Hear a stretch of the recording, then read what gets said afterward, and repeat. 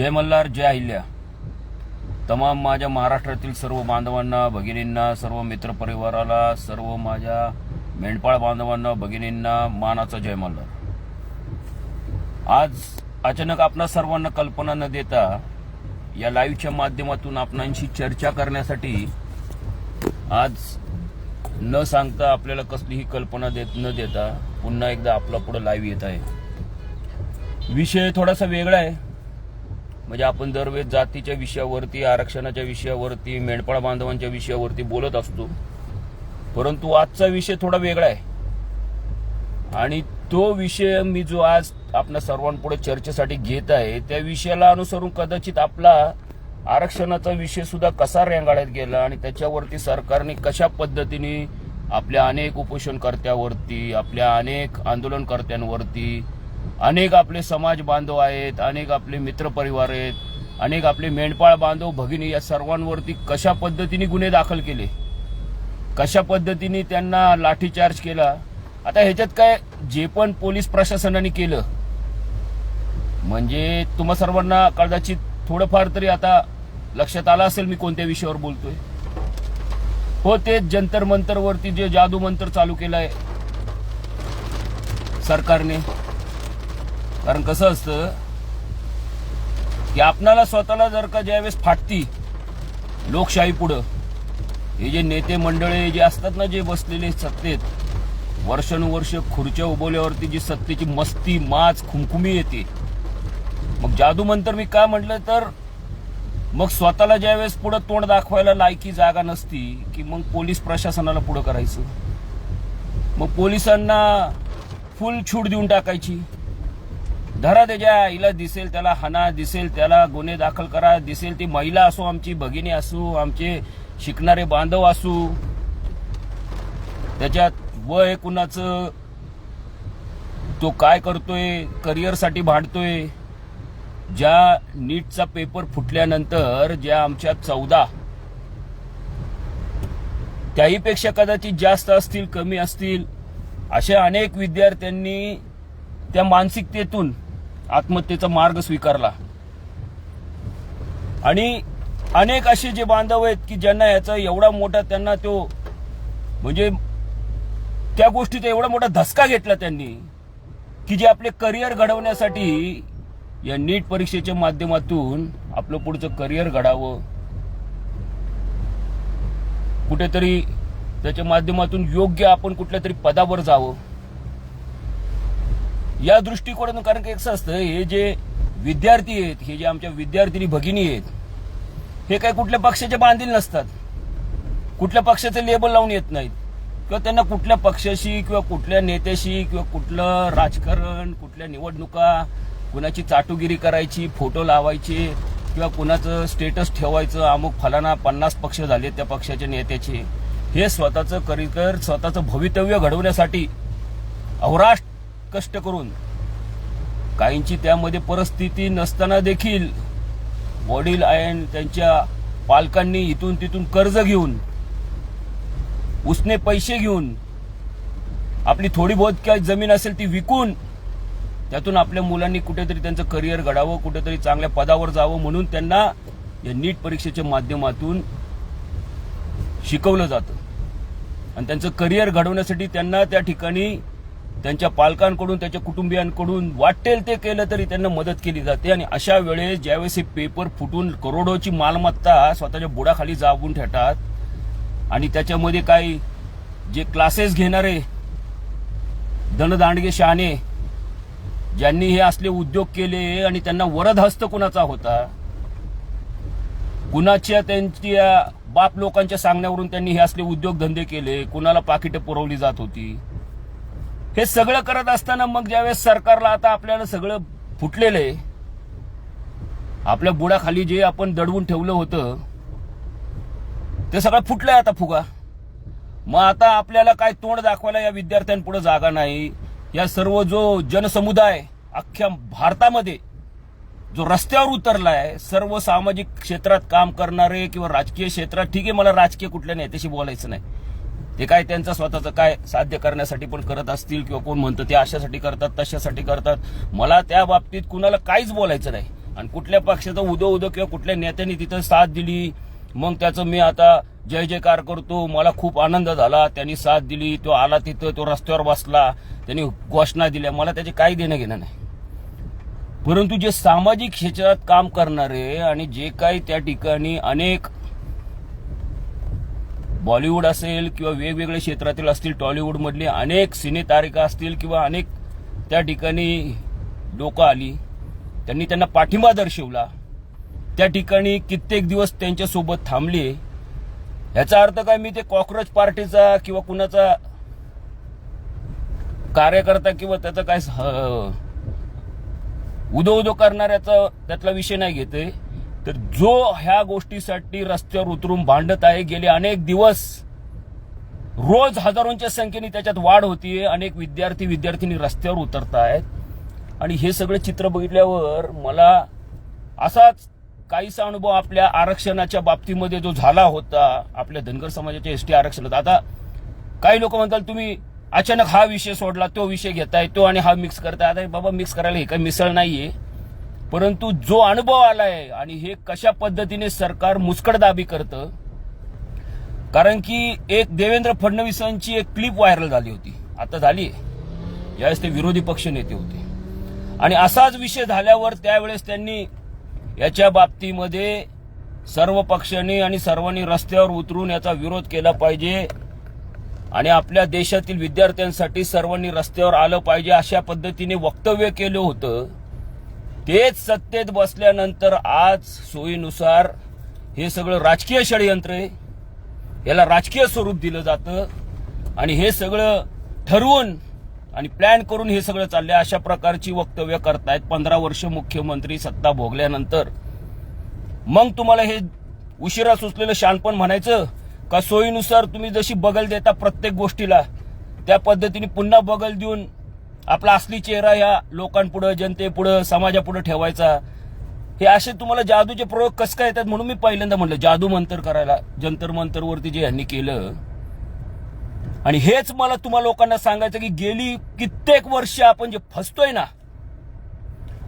म्हणजे आज लाखोंचा जनसमुदाय त्या रस्त्यावर उतरून, ते कुठल्या पक्षाचे नाहीत, कुठल्या राजकीय नेत्याचे काही कार्यकर्ते नाहीत किंवा कुठल्या पक्षाचे पदाधिकारी नाहीत, तरी देखील एवढा मोठा पोलीस जनसमुदाय तिथं आणलाय, एवढा मोठा पोलीस फौज फाटा त्या ठिकाणी उभा केलाय.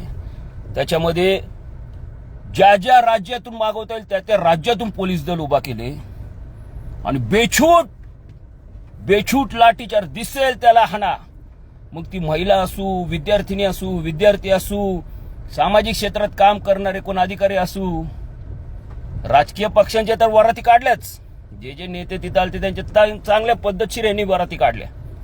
परंतु या विद्यार्थ्यांवरती बेछूट लाठीचार्ज, म्हणजे या महाराष्ट्रामध्ये, देशामध्ये अनेक असे गुंड, दादागिरी करणारे किंवा लँड माफिया, अशा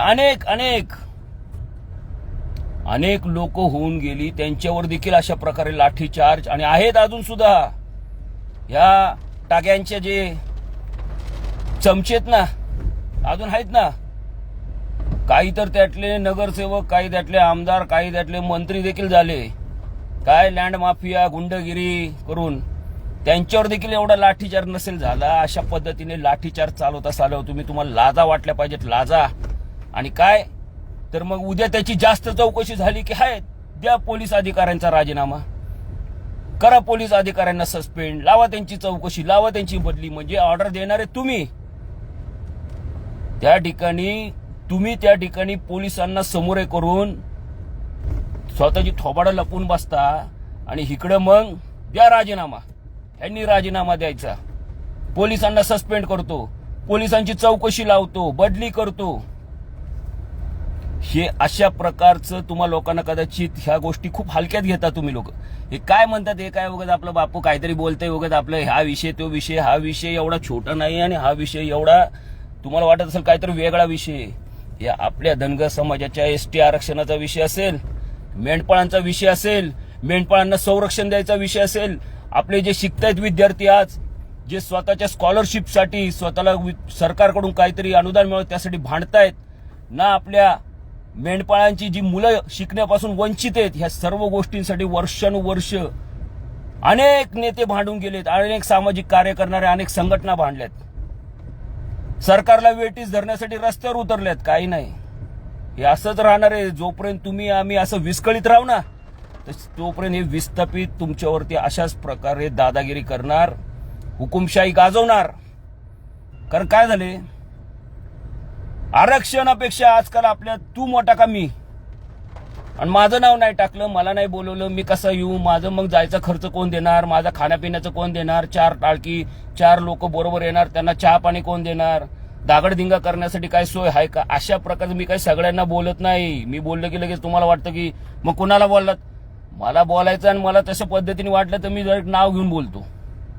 पण हे जे चाललेलं थोतांडे ना, हेच उद्या आपल्या आरक्षणाच्या बाबतीत असं होणार आहे. कारण की सरकारला आता एवढं बिनधास्तपणे मोकळीक मिळाली आहे आणि कुणाचीही पर्वा नाही, कसल्याही आंदोलनाची आणि कुठलेही लाखो हजारोंच्या संख्येची आता हे सरकार बिलकुल पण पर्वा करणार नाही. त्यांना माहिती आहे सत्ता आता आमच्या बुडाखाली वर्षानुवर्ष. जस काय ह्यांचे बाप आणि हे वरतून जन्माला आले, हे आईच्या पोटातून, त्यावेळेस मंत्रिपदाच्या सगळ्या खुर्च्या चिटकून आले होते. अशा पद्धतीने आता सरकारचं चाललंय. करा काय वाटेल ते करा. आरक्षण नाही देत, हा बोललो होतो त्यावेळेस 2014ला देतो, नाही देत का उपडणार आमची, म्हणजे अशा पद्धतीने हे सरकार एवढं माज आणि मस्ती करायला लागले. आणि म्हणून मी वारंवार बोंबलून सांगत असतो की जोपर्यंत तुम्ही आम्ही सर्व एकत्र येत नाही, मतभेद सगळे आपले गटतट, एकमेकाच्या बाबतीत जे थोडेफार काही मतभेद असतील, वैचारिक मतभेद असतील, हे आपण एकत्र येऊन आपण एका घरातले शेवटी कुटुंब आपण एकत्र येऊन भांडू. परंतु जोपर्यंत आपण आपल्यातली एकीही लांब ठेवून जोपर्यंत भांडत बसू ना, हे असंच होणार आहे. आज आम्ही गेलो, उद्या अजून अशाच पिढ्या बर्बाद होणार आणि पुन्हा असेच सत्तेसाठी लाचार असणारे पुन्हा येणार. मला आरक्षणासाठी नवीन आता काहीतरी एक डोक्यात आयडिया सुचली आहे. चला असं करून, चला तसं करू, आणि चला मुख्यमंत्र्याकडे जाऊ आणि मी असं करतो आणि शिष्टमंडळ स्थापन करतो. 4 लोकांची समिती गठन करा, 10 लोकांची टीस संस्था गठीत करा, आयोग गठीत करा. कसला झाटाचा आयोग आणि कसली संस्था आणि कसलं काय. हे जे चाललंय ना, हे जर का अशाच पद्धतीने चालू राहिलं, पिढ्या बर्बाद होणार. लक्षात घ्या, आज त्या विद्यार्थी लाखोंच्या संख्येने रोज येत आहेत. कुटुंब स्वतःचं घरदार सोडून तिथं दिल्लीत जंतर मंतरवर रस्त्यावर बसलेत. अनेक राज्यातून लोक येऊन त्यांना पाठिंबा देत आहेत. अनेक वेगवेगळ्या सामाजिक क्षेत्रात काम करणारी लोक येत आहेत, त्यांना पाठिंबा देत आहेत. आणि तुम्ही आम्ही मात्र शांततेने हे सगळं बघतोय. खरं तर मी माझं वैयक्तिक मत सांगतो, पंतप्रधानजी नरेंद्र मोदी साहेब चांगले, म्हणजे दिसायला चांगलं आहे, कपडे बिपडे चांगले घालतात, नीटनेटके. आता त्यांच्यावरती बोलणे इतका मी मोठा नाही. देशाचे किती केले तरी पंतप्रधान आहेत, प्रथम नागरिक आहेत देशाचे.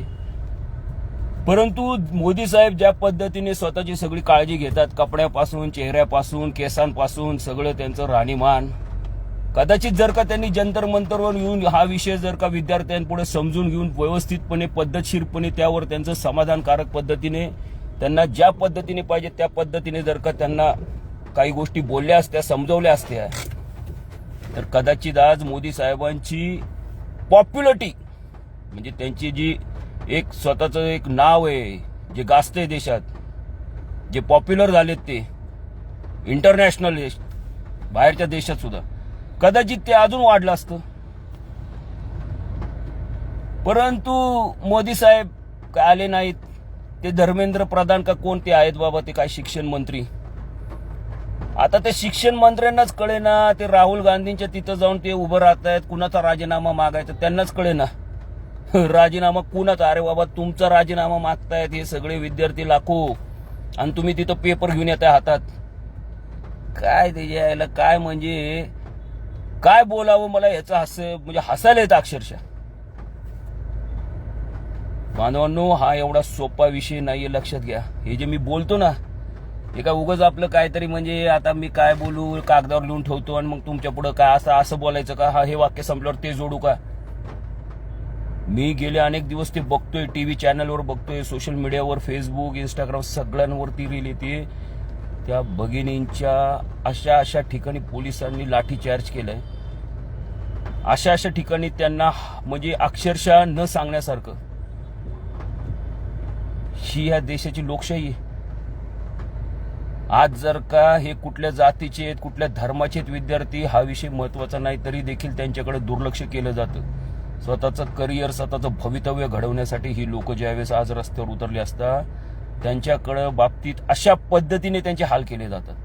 गुराढोरासारखं मारले, जिथं दिसेल तिथं लाठीचार्ज केलेत. काहींनी तर पोलिसांचे नकली ड्रेस घालून सुद्धा, मी नकली पोलिसांनी सुद्धा हात धुवून घेतला. ते उद्या तुमची पोरं सुद्धा परीक्षा देणार आहेत, एवढं लक्षात घ्या.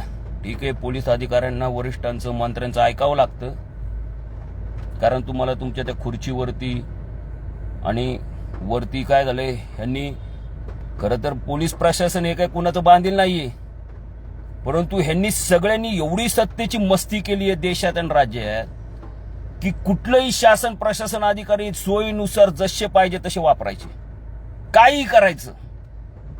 हा नाही, जो आले रस्त्यावर हा नाही ना, शेतकरी आले रस्त्यावर हा ना, धनगरांच्या आरक्षणासाठी आले हा ना, मराठ्यांच्या आरक्षणासाठी आले हा ना, ओबीसीचे आले हा ना, सगळ्यांना हा ना. फक्त काय नाही, स्वतः मागं राहायचं, बायले चाळे म्हणतात ना तसलं, आणि मग पोलिसांना पुढं करायचं.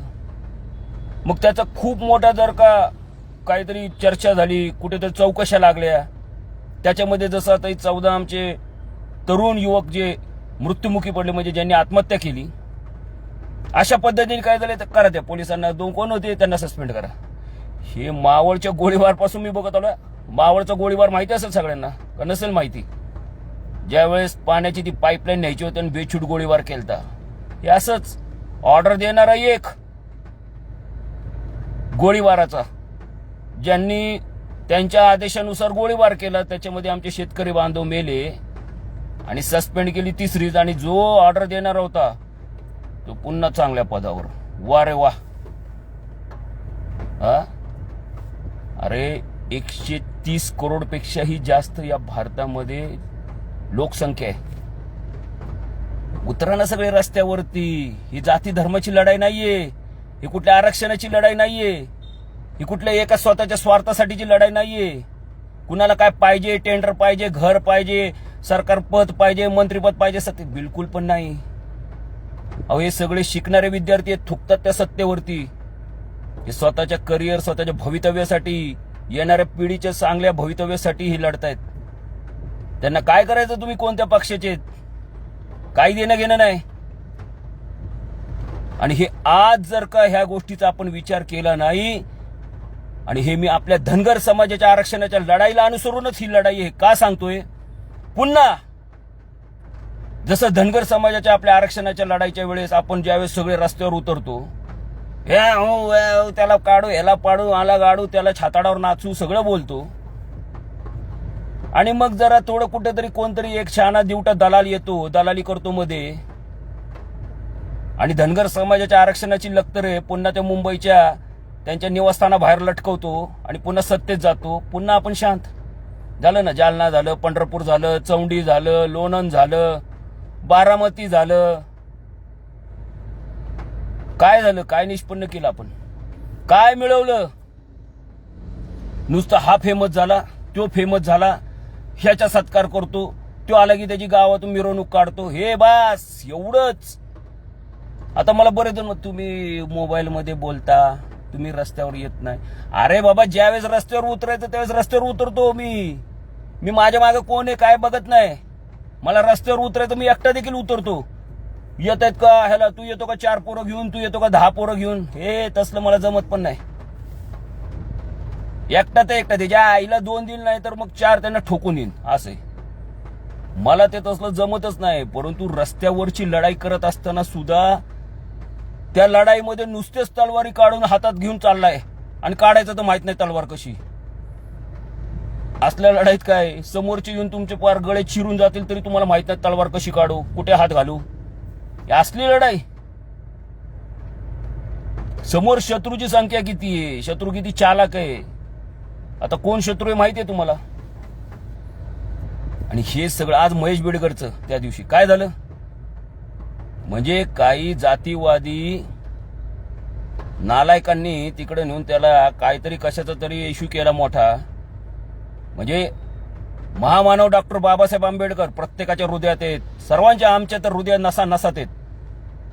त्यांनी दिलाय आम्हाला अधिकार म्हणून आणि आम्ही मुक्तपणे जगतोय. आणि महामानव डॉक्टर बाबासाहेब आंबेडकरांच्या नावाचा गैरवापर करून त्या महेशला तिथं नेऊन चोपला. काय आज झालं त्याच्या बाबतीत जालन्यातला सर्व समाज पेटून उठला, सर्व जाती धर्माचा. महेशला न्याय मिळाला, नाहीतर आज महेशला अॅट्रॉसिटीच्या नावाखाली जेलमध्ये सडावं लागलं असतं.